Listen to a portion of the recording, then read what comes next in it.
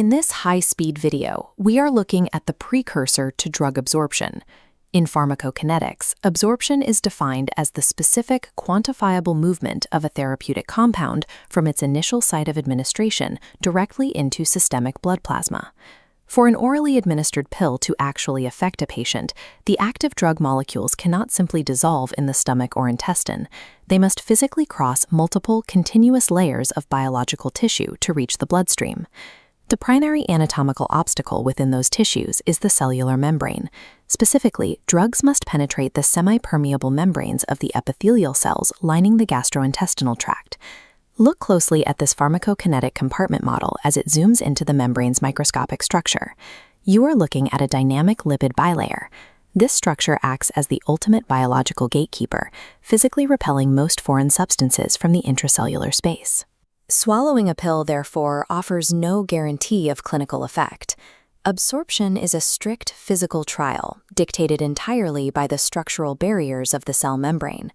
A drug's ability to cross that barrier is not arbitrary. It is governed by precise thermodynamic and physiochemical rules. Every therapeutic molecule is evaluated by the membrane based on three specific properties: its molecular size, its electrical polarity, and its lipophilicity, meaning how easily it dissolves in fats versus water. The exact combination of these three traits forces the drug to utilize one of four distinct biological transport pathways to get to the other side. Which pathway is activated also depends heavily on the concentration gradient. This is the difference in drug concentration between the gastrointestinal tract and the bloodstream, and it acts as the primary thermodynamic driver dictating whether a transport pathway will require the cell to burn energy. By analyzing a specific drug's molecular profile against the local concentration gradient, we can precisely predict the absorption mechanism it will trigger. The default transport mechanism, utilized by the vast majority of common therapeutic compounds, is passive diffusion. This animated cross-section of the lipid bilayer illustrates the first thermodynamic requirement of this pathway. Notice the downward vector arrow. The drug must move down a positive concentration gradient, migrating naturally from an area of high concentration outside the cell to low concentration inside the cell. To achieve this, the drug must meet a strict structural requirement. It must be non-ionized. An electrical charge would cause the membrane to instantly repel it. Second, the molecule must be highly lipophilic or lipid-soluble. These two chemical traits are absolute physical necessities.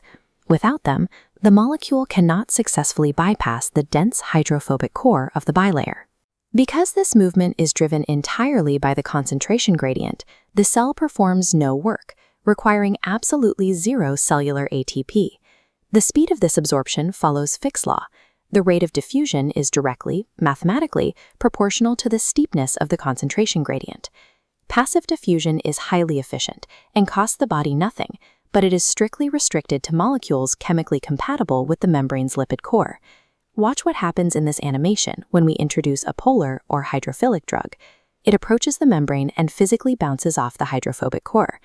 To bypass this failure point, a complex transmembrane carrier protein is required. This introduces our second mechanism, facilitated diffusion. Here, specialized carrier proteins act as dedicated molecular gates for water-soluble compounds.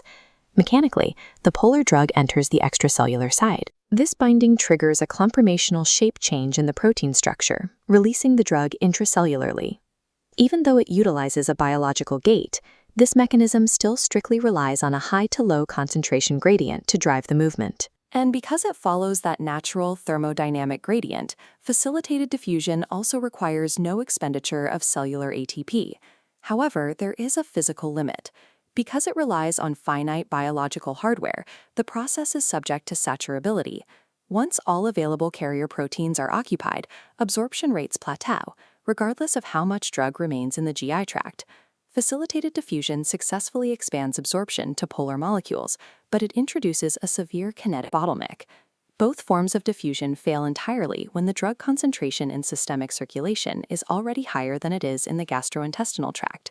Pushing a molecule against a concentration gradient defies passive thermodynamics. It cannot occur naturally. This animated diagram illustrates the biological solution to this problem: active transport. Notice the gradient vector arrow pointing aggressively upward, indicating flow from low to high concentration. The process begins with an initial binding phase, where the carrier protein secures a specific drug molecule. Because this goes against natural diffusion, there is a biological cost.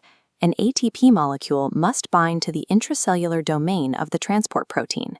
The ATP molecule then hydrolyzes, breaking apart into ADP and inorganic phosphate, releasing a targeted burst of energy. That specific energy release triggers a forceful conformational shift. The protein acts as a biological pump, physically pushing the drug uphill against the concentration gradient. Active transport allows biological systems to forcefully stockpile critical compounds, but it drains the cell's internal energy reserves to do it. The final structural extreme involves macromolecules. These include massive therapeutic proteins and large polypeptides. These molecules are physically too large to fit through any transmembrane carrier protein, rendering both diffusion and active transport completely useless. This diagram demonstrates vesicular transport.